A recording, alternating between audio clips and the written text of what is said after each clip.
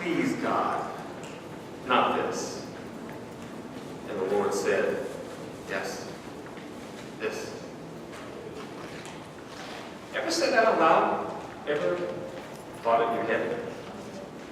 Well, you're not alone. I said it.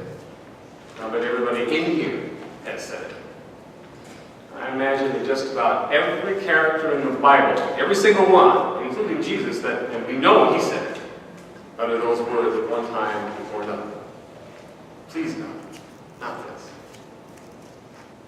It's what you say when your life takes a turn you weren't expecting, when you run smack up against that moment, that defining moment, that transitional moment, that moment that takes us from here to there. That teachable moment that can be really well described if Rod Serling was still alive. You've entered into a dimension, not of sight and sound, but of mind and heart. A journey into the wondrous land whose boundaries are only that of the depth of your conviction. There's a signpost up ahead. You just crossed over into your Abraham moment.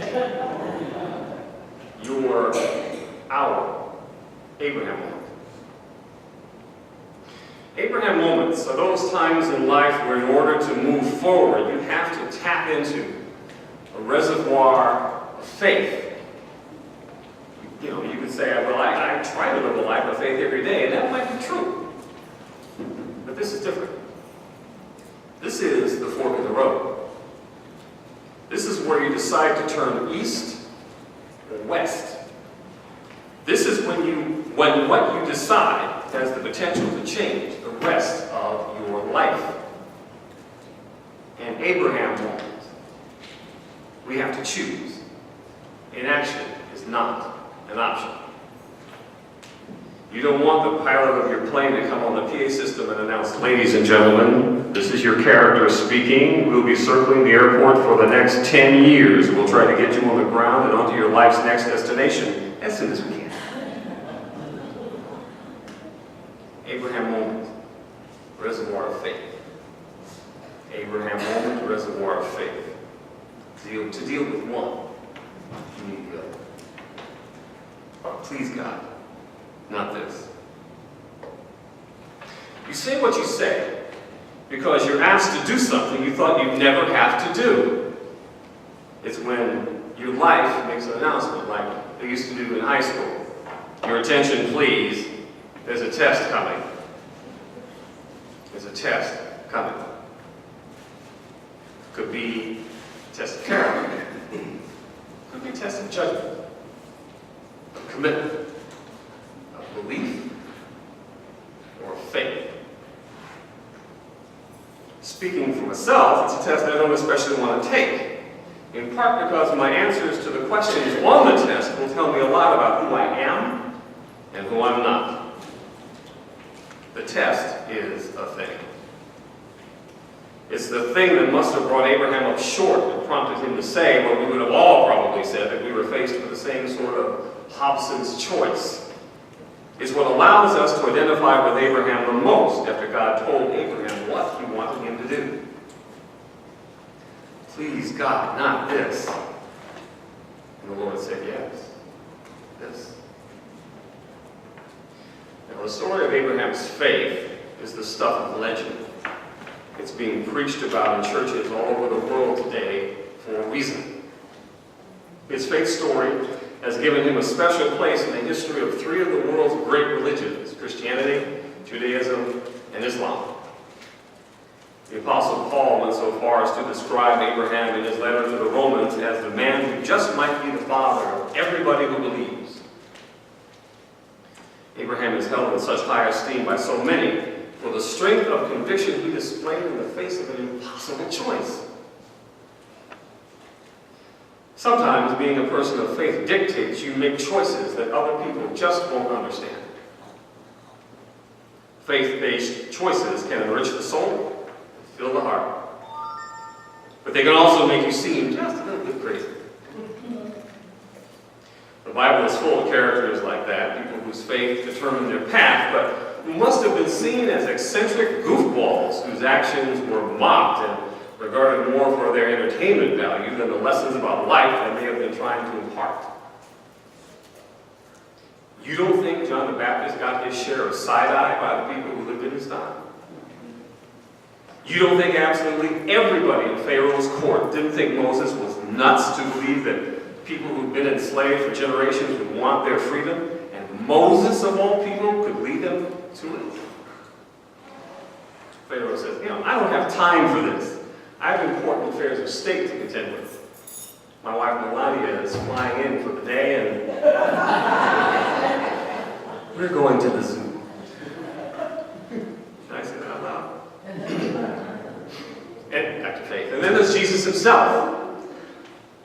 Well, let's just say that doing things that fly in the face of conventional wisdom or that disregard accepted practices can get you into a lot of trouble. Faith-based decisions can do that. Faith-based decisions can sometimes come at cost. Doing my research for today, I found conflicting opinions about how old Isaac may have been when he and Abraham made the trek to the mountain. Some scholars think Isaac was a kid, a small child. Others think he may have been much older. In either case, after this episode, Abraham's relationship with his son probably changed. The younger Isaac may have been traumatized, but with time might have been able to understand his father's motives and forgive him. Maybe. An older Isaac may have resented his father for what he almost did and had a harder time putting the whole episode behind him. An angry Isaac, if he were alive today, would have probably been all over social media. Oh, gee, lost it today. Almost got whacked. Long walk home. Abraham's decision probably didn't endear him to his wife Sarah either. The Bible says he didn't tell her until after they got back. Can you imagine? That must have been a fun conversation. God told you to do that? You almost did what? God told you to do that with my son? That conversation could not have ended well. Abraham's great faith had brought him what he'd always wanted. Abraham's other son Ishmael was born to the surrogate Hagar and had been sent away by this time, but he was still alive. The second son Isaac lived with Abraham and Sarah, so Abraham finally had heirs to carry on the family name. Heirs who God had promised would become leaders of great nations. His faith had brought him those wonderful gifts, but it had also brought him right here, face to face with a nightmare. Please, God, not this. I don't want to make this decision. I don't want to face these consequences. You know what? I take it all back. I don't want to be a grown-up at all. Our lives have their share of Abraham moments. And yours yet? Have you come right up against that thing that you spent your whole life running away from? That left hook that you spent the first 9 rounds of the fight worrying about and trying to avoid? That thing. Please, God, not this. Not this. And the Lord said, oh yeah, this. And not only this, but now. Right now. When our Abraham moments happen, what are we supposed to do? How are we supposed to act? Abraham's faith spared Isaac. Abraham had always kept the faith, and this episode, as horrific as it was, reminded Abraham of the power of the conviction that he carried with him his whole life. God wasn't testing Abraham, Abraham was testing Abraham. The story of the sparing of Isaac should teach us many things, among them the sanctity and value of life. You know, the winds of disrespect and disregard for others are blowing all around us these days. The very existence of the Black Lives Movement is a powerful supporting argument against attitudes to the contrary. I wonder sometimes about the impact of a more conscientious approach to faith on a society that seems to have a hard time acknowledging that everybody's life has an intrinsic value and deserves to be respected. Act as as if ye have faith, and faith will be given ye, are not empty words. Our actions are what help to make our faith a reality. Faith is more than just a belief that the universe will work out as it should, although that's part of it. It's willingly putting ourselves in God's hands. It's intentionally relying on the goodness and love of God. Faith is hard. We live in a world that values the tangible and explainable. Faith is neither of those things. The image of Jesus asleep in the boat in the storm we all learned about in Sunday school is comforting, but I guarantee you I would have been the first one in the boat, looking for a bucket to bail. Faith. Well, let's just say there's some distance between where I am and where I want to be. A forward day-by-day writer explained faith this way. Faith is about conviction. Cultivating a belief deep in your heart about what is true. Conviction is what leads to conversion. And conversion is what leads to true change. Conviction is the turning of the soul from our desire to God's desires. Converting our way of thinking from the short term to the long term. Moving us from our wants to God's will. Not a bad explanation.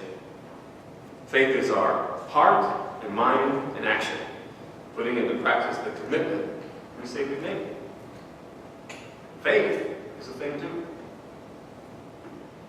But it's made real by how we act upon it, how we cultivate it.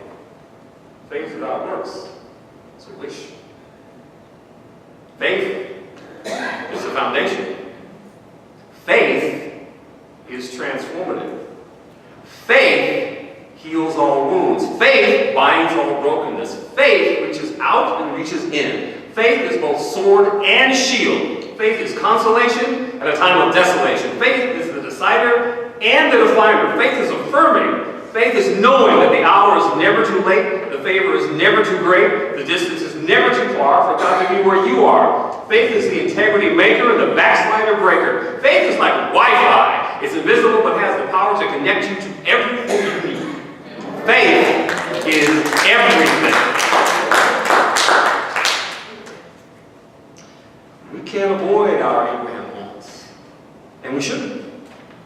They are part of what define us, as should our faith. Now, speaking personally, I'm not saying I have anything in common with Abraham, but there is one interesting parallel. Abraham was told to leave his house for his faith, to take on a new dimension. Now, when my family and I left for Richmond, Virginia 10 years ago, it may have been the first time in my life I stepped out entirely on my faith. We made a conscious choice to put our future in God's hands. Part of me felt like we were stepping out on a ledge in the dark. But my heart told me a different message. Everything is going to be fine. I felt both exhilarated and strangely at ease, like we knew we were doing what we were supposed to be doing. That feeling of exhilaration was what it felt like to be lifted up, to be taken forward as if by angels' wings, to a place of comfort and good experience. And above all, a subtle but powerful message repeated itself gently but firmly in the loop of my head. Don't worry. Don't worry. Don't worry. I didn't worry. We had bound ourselves to God, but may have lost sight of the fact that God had bound himself to us. Faith is a two-way street. I think I've forgotten that. And I don't know about you, but faith has been the making of me. I am here through faith. We are all here through faith. Let's make it real.